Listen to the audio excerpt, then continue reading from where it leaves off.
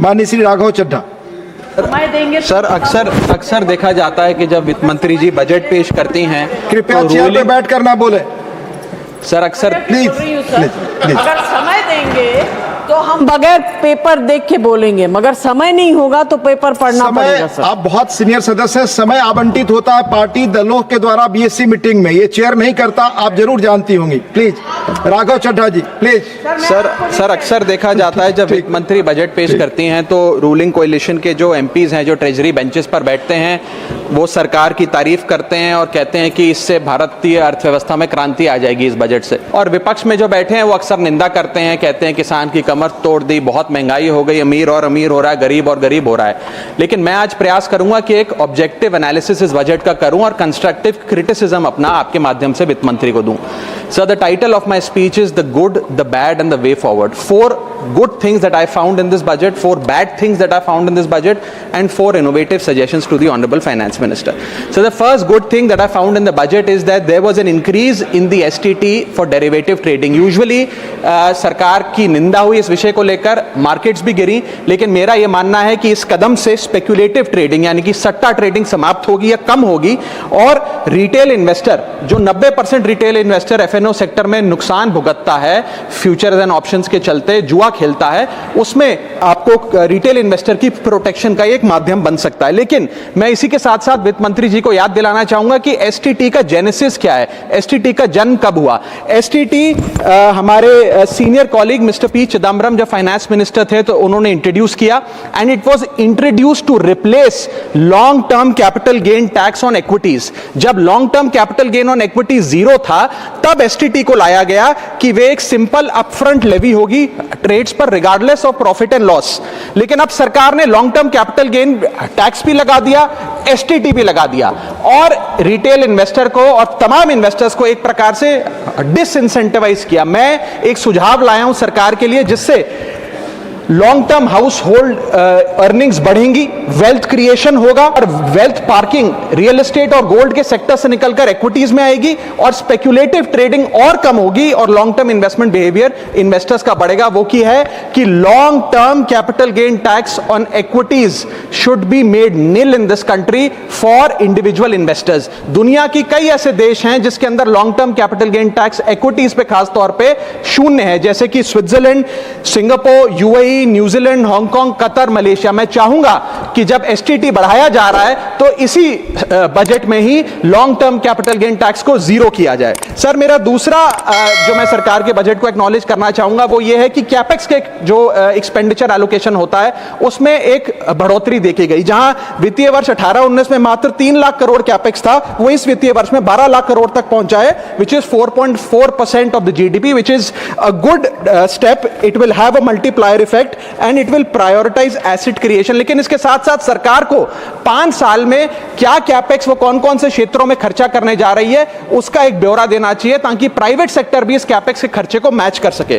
So third thing which we found in the speech of the finance minister is that there was a relative restraint in making budgetary announcements election bound states. अक्सर वित्त मंत्री का भाषण सुन के आप बता सकते हैं कि कौन से राज्यों में चुनाव होने जा रहा है। इस स्पीच में उन्होंने थोड़ा सा रिस्ट्रेंट एक्सरसाइज किया जिसे मैं एक्नॉलेज करता हूं। और आखिरी अच्छी चीज जो इस बजट में नजर आई वो ये था कि एनआरआई की इन्वेस्टमेंट लिमिट में एनहांसमेंट हुई। लेकिन मैं बता दूं कि जब एफआईआईज ने, फॉरेन इन्वेस्टर्स ने, फॉरेन पोर्टफोलियो इन्वेस्टर्स ने इस देश के बाजार से पैसा निकाल लिया और पिछले एक वित्तीय वर्ष में 23 बिलियन निकाला, तब जाकर सरकार जागी और सरकार ने एनआरआईज के लिए इक्विटी मार्केट का दरवाजा खोलकर उनकी इन्वेस्टमेंट लिमिट को 5% से बढ़ा दिया।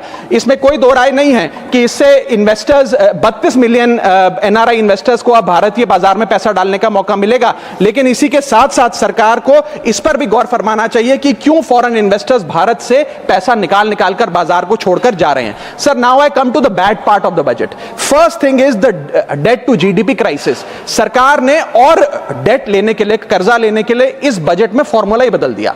पहले सरकार डेट जब लेती थी तो ओल्ड एफआरबीएम रूल्स के तहत 3% ऑफ जीडीपी तक का फ्रेश डेट लेती थी।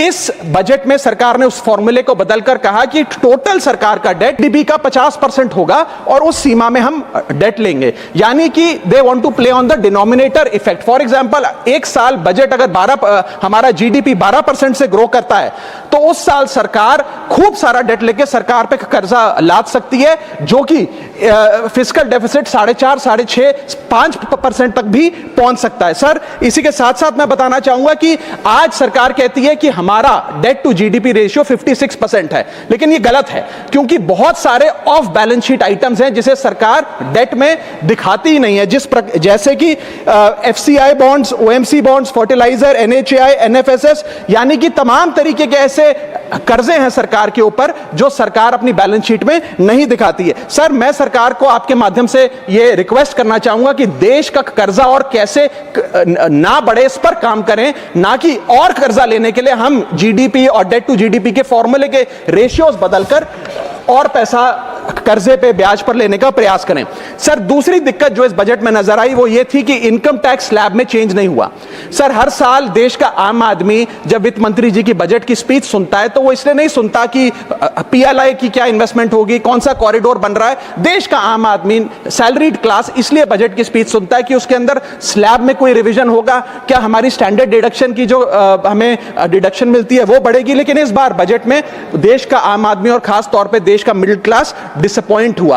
पहले ही there has been a stagnation in the salaries, inflation 6.8% पे खड़ा है, लेकिन उसके बावजूद हमने इस बार कोई स्लैब में या स्टैंडर्ड डिडक्शन में चेंज नहीं देखा। मैं आपके माध्यम से वित्त मंत्री जी को रिक्वेस्ट करना चाहूंगा कि आप इसी बजट में अनाउंसमेंट करें कि स्टैंडर्ड डिडक्शन जो 75,000 रुपए है उसे बढ़ाकर सैलरीड क्लास के लिए 1.5 लाख रुपए किया जाए। Sir, third problem that was there with the budget is that there was no relief for the middle class. Sir, after a very long time in India's history, the personal income tax collection was more than the corporate income tax collection। यानी कि individuals ने जो income tax भरा वो लगभग 11 लाख करोड़ के आसपास भरा, और कंपनियों ने, कॉर्पोरेट ने जो इनकम टैक्स भरा वो लगभग 9.8 लाख करोड़, यानी कि मैक्सिमम टैक्स आपको इंडिविजुअल्स के इनकम टैक्स से मिल रहा है।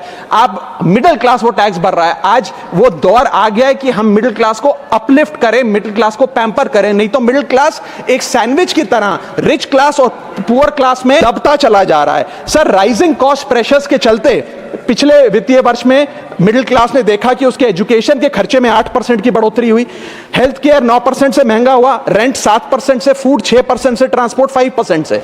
मेरा रिक्वेस्ट यह है माननीय फाइनेंस मिनिस्टर से कि वो इनकम टैक्स में रियायत देकर या तो मिडिल क्लास को कोई रिलीफ दें, और अगर इनकम टैक्स में रियायत नहीं दे सकती हैं तो उसकी सेविंग्स और इन्वेस्टमेंट्स पे उसको बेनिफिट दें, उसे इंसेंटिव्स दें कि वो ज्यादा बचत करे, ज्यादा वेल्थ क्रिएशन कर पाए। Sir, fourth problem in this budget that I found was the budgetary allocation to health, which is low and which certainly needs a relook. Sir, आज हमने अपने टोटल गवर्नमेंट एक्सपेंडिचर का 2% हेल्थ को allocate किया है, लगभग 1 लाख करोड़ के आसपास।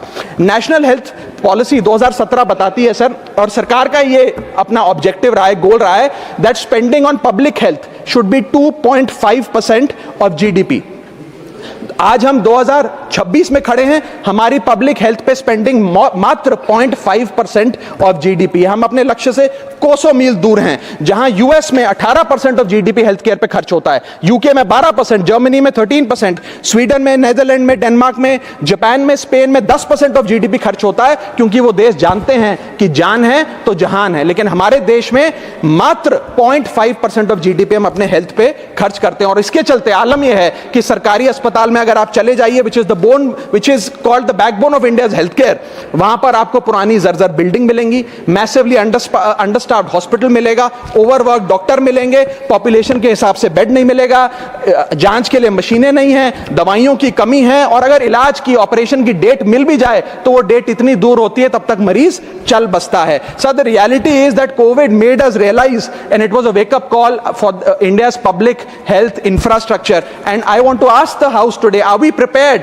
God forbid, if there were to be another pandemic or another big sort of raging pandemic in this country? And the answer to that is no. और private अस्पतालों की सर हालात ये हैं कि अगर आज आपको प्राइवेट अस्पताल में इलाज करना पड़े तो आपको लोन लेना पड़ता है, अपने घर के गहने, अपना रियल एस्टेट एसेट बेचकर पता नहीं कितने हजारों लाखों लोग हर साल भारत में गरीबी रेखा के नीचे चले जाते हैं, क्योंकि उन्हें एक हेल्थ इमरजेंसी के चलते प्राइवेट अस्पताल में इलाज कराना पड़ता है। सर, जैसे वन नेशन वन इलेक्शन इस देश में लागू किया जा रहा है, वन नेशन वन टैक्स की ओर हम बढ़ रहे हैं, वैसे ही one nation one medical treatment की ओर बढ़ना चाहिए। सबको नंबर 1 मेडिकल ट्रीटमेंट देश में मिले, ऐसी व्यवस्था बननी चाहिए। सर, मेरे 4 सुझाव जो आपके माध्यम से मैं वित्त मंत्री को देना चाहूंगा। पहला सुझाव है, put all land and property records of India on blockchain.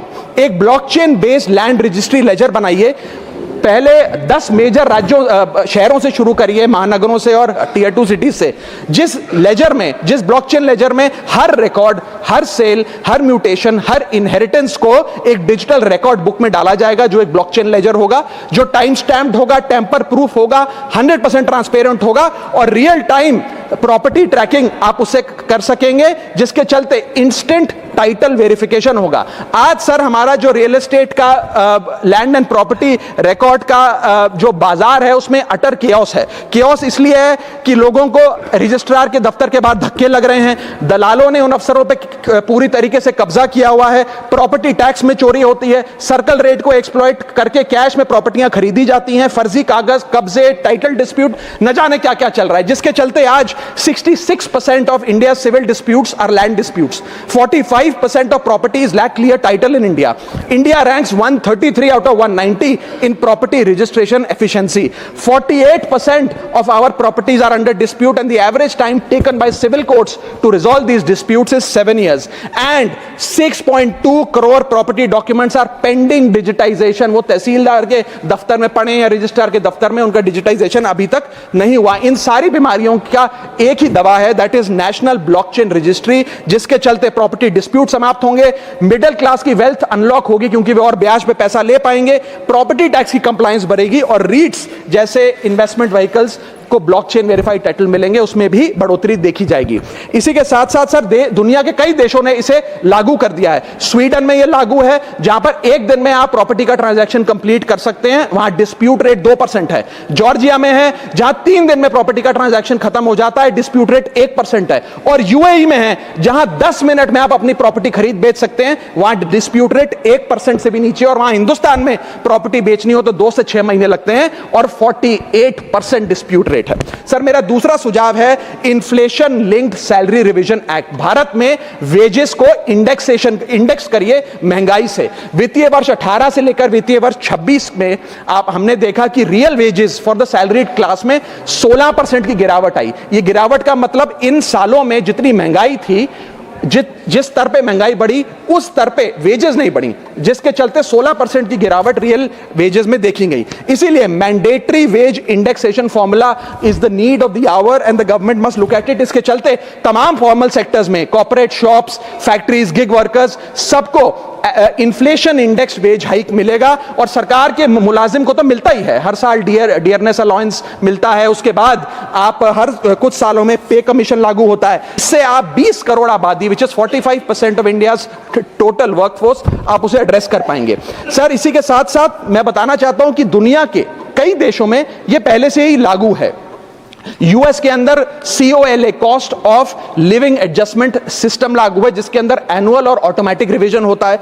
Germany के अंदर हर 18 से 24 महीने के अंदर महंगाई के अनुसार सैलरी बढ़ा दी जाती है। जापान के अंदर शिंटो मेथड यूज होता है, जिसमें annual inflation index wage hike दी जाती है। और बेल्जियम में ऑटोमेटिक इंडेक्सेशन लॉ है, जिसमें क्वार्टरली बेसिस पर एम्प्लॉइज की सैलरी बढ़ाई जाती है। Sir, India is one of the only countries in major economies where 85% of our formal workforce has zero statutory inflation protection. We are at the mercy of the employer discretion and our own negotiation power to raise our salaries. इसके साथ साथ मुझे लगता है कि एक minimum increase based on inflation होना चाहिए। मेरा थर्ड सुझाव माननीय वित्त मंत्री जी को रहेगा कि स्टेट कैपिटल एक्सपेंडिचर की matching grant, matching funding centre दे, यानी कि हर 1 रुपया जो राज्य की सरकार कैपेक्स पे, कैपिटल एक्सपेंडिचर पे, एसेट क्रिएशन पे खर्च करती है, उसकी मैचिंग ग्रांट 1 रुपया केंद्र द्वारा राज्यों को दिया जाना चाहिए, not as loan but as a grant. आज स्टेट कैपेक्स में दो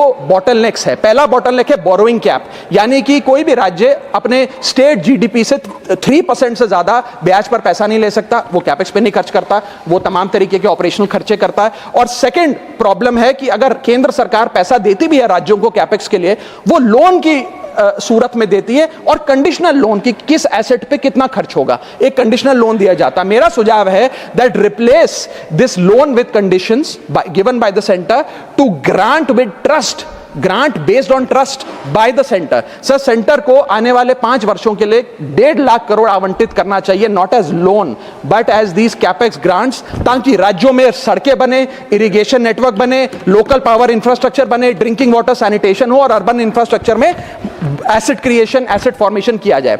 as not as loan, not on interest, not with principal and with no conditionality। अगर ऐसा होता है तो सबसे पहले तो स्टेट की बैलेंस शीट में this grant will not sit as debt, state की बैलेंस शीट सुंदर होगी, बेहतर होगी। दूसरा, खुलकर राज्य कैपेक्स पर खर्च कर पाएंगे। Third, it will be a high growth and a high job creator, एक ग्रोथ मल्टीप्लायर और जॉब क्रिएटर के तौर पे इस्तेमाल होगा, क्योंकि हर 1 रुपया जो आप कैपेक्स पे खर्च करते हैं उससे भारत का जीडीपी 2 से 3 रुपए बढ़ता है in a span of 3 to 5 years।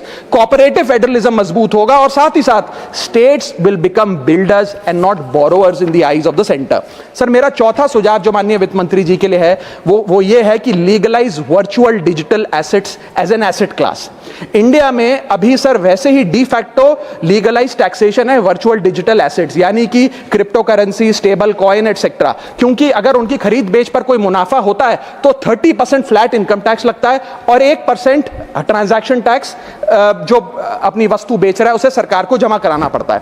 But they are somehow not recognised as an asset class. BDS जो वर्चुअल डिजिटल एसेट्स है, एक एसेट क्लास का दर्जा नहीं दिया गया, जिसके चलते कोई डेडिकेटेड लाइसेंसिंग लॉ नहीं है, कोई क्लियर कंज्यूमर या इन्वेस्टर प्रोटेक्शन कानून नहीं है, एएमएल कानून यानी कि एंटी मनी लॉन्ड्रिंग गाइडलाइंस और डायरेक्शंस इस एसेट क्लास के लिए नहीं है, and there is of course no explicit legal classification. As a result what has happened is that 4.8 lakh crore trade in this virtual digital assets has moved offshore. Bharat के बाहर निकलकर वो अन्य देशों में, दुबई, सिंगापुर, मलेशिया और अन्य देशों में इसका ट्रेड हो रहा है, जो भारतीय कर रहे हैं। Second thing that has happened is that 73% of India's crypto trading volume in financial year 25 has moved to offshore exchanges. What has further happened is that 180 virtual digital asset startups have moved to countries like Dubai and Singapore, and as a result जो देश, भारत देश के 12 करोड़ ऐसे लोग हैं जो इन virtual digital assets में, crypto में, आरडब्ल्यूए यानी कि रियल वर्ल्ड एसेट में, स्टेबल कॉइन में इन्वेस्ट करना चाहते हैं, वो ऑफशोर जाकर इन्वेस्ट कर रहे हैं। जरूरत है कि हम कंप्लायंस हिंदुस्तान में लागू करें, उसे हेविली रेगुलेट करें, लेकिन उसे ऑनशोर लाएं। इसके चलते अगर ऐसा होता है तो सरकार के खजाने में 15 से 20 हजार करोड़ रुपए का इजाफा होगा, उन्हें उतना टैक्स मिलेगा।